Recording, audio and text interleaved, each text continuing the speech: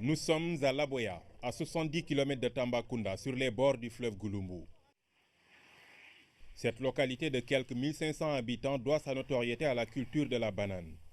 La plus grande bananerie du GIE Yelitare se trouve ici et près de 400 personnes y travaillent. Actuellement, je me suis marié, j'ai construit ma maison. Il y a d'autres choses aussi que j'ai pu réaliser. Encadrer, cela veut dire qu'aujourd'hui même, tu peux avoir un nouveau coopérateur qui ne connaît pas la banane, qui n'a jamais travaillé la banane.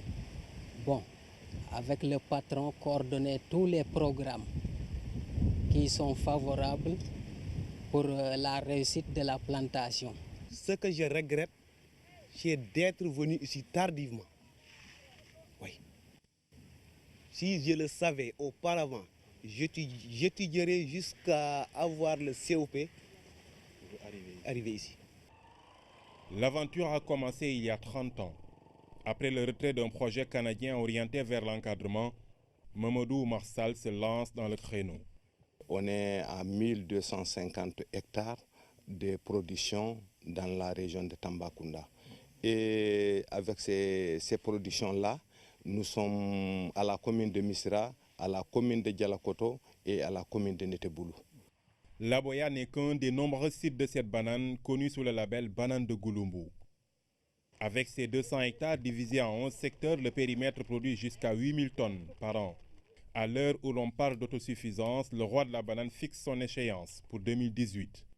Nous faisons 35 000 tonnes de bananes par an.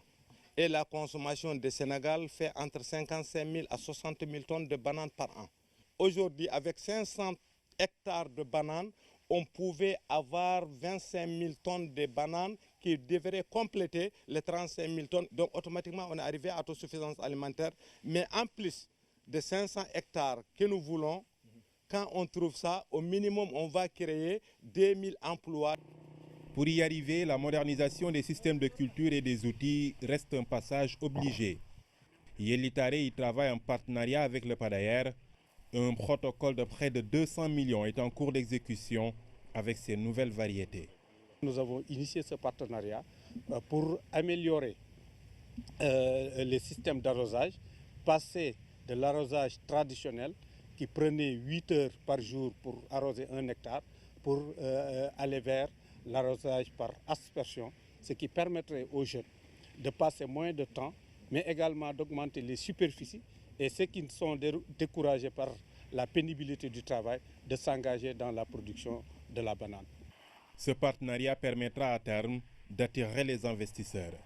Ce que nous cherchons le plus, c'est d'avoir toutes les données nécessaires que nous allons pouvoir partager avec d'autres projets et programmes, que nous allons pouvoir partager également avec d'autres producteurs de bananes, ce qui leur permettrait d'attirer des financiers, d'attirer d'autres partenaires techniques et financiers. Nous nous attendons dans le futur à nous investir avec le FIDA qui nous accompagne dans la filière pour améliorer notamment toute la partie post-récolte.